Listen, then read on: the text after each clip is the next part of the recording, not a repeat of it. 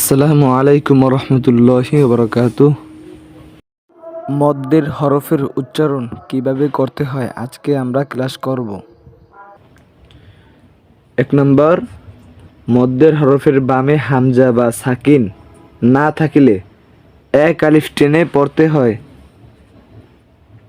এখানে বলছে মদের হরফের বামে হামজা, নুহিহা, হামজা বা সাকিন না থাকিলে এক আলিফ টান, নু হি, নুন অপেশ নু এক আলিফ টান নু, হাইয়াজের হি এক আলিফ টান হি, হা খারা জবর হা, নু হি হা,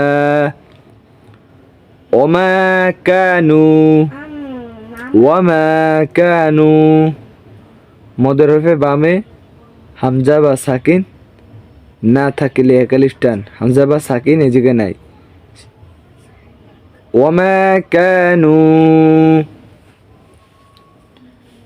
2 নম্বর, হরফের উপর খাড়া জবর খারাজের উল্টা পেশ হলে এক আলিফ টেনে পড়তে হয়।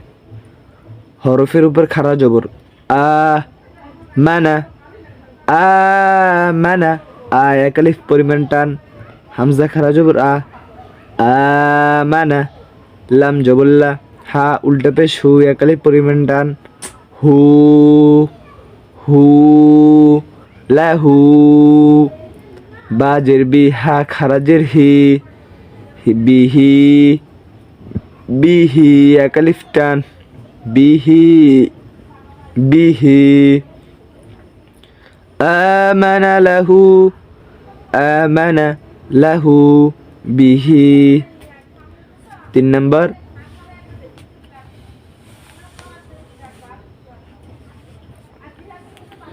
লিনের হরফের বামের হরফে ওয়াকফ হলে এক আলিফ টেনে পড়তে হয়। যেমন লিনের হরফের বামে ওয়াকফ, খৌফ, খৌফু, ওয়াকফ করলে খৌফ এক আলিফ পরিমাণ টান, খৌফ। বাইত এক আলিফ পরিমাণ টান, বাইত, খৌফ বাইত। 4 নম্বর, দুই জবরে বামে ওয়াকফ হলে, এক জবর বাদ দিয়ে এক আলিফ টেনে পড়তে হয়। যেমন 2 জবরে বামে ওয়াকফ হলে এক জবর বাদ দিয়ে এক আলিফ টান, যেমন নাস্ত। 2 জবরে বামে ওয়াকফ হলে এক জবর বাদ দিতে হবে, নাস্ত, নাস্ত। গরক, গরক, এক জবর বাদ, গরকন, গরক, নাস্তন, নাস্ত, নাস্ত। 5 নম্বর,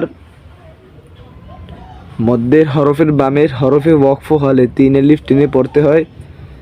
যেমন মধ্যের হরফ বামে ওয়াকফ, নাসুন, নাস, নাস, জু, জু, জু, দিন, দিন।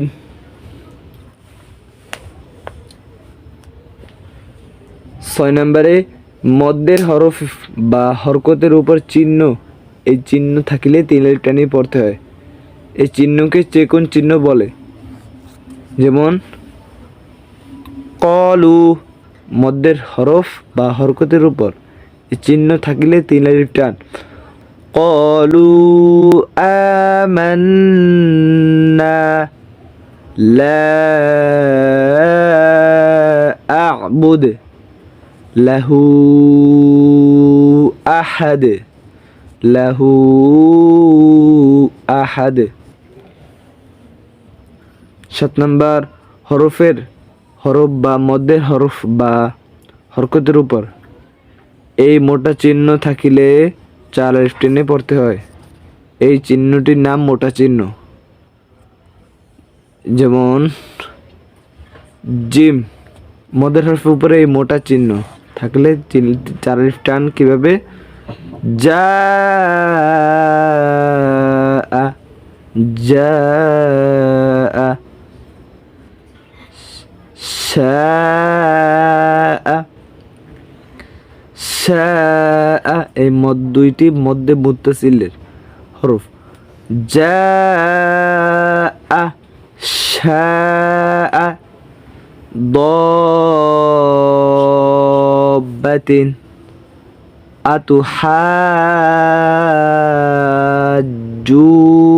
أتحاجوني نون قاف ألف لام ميم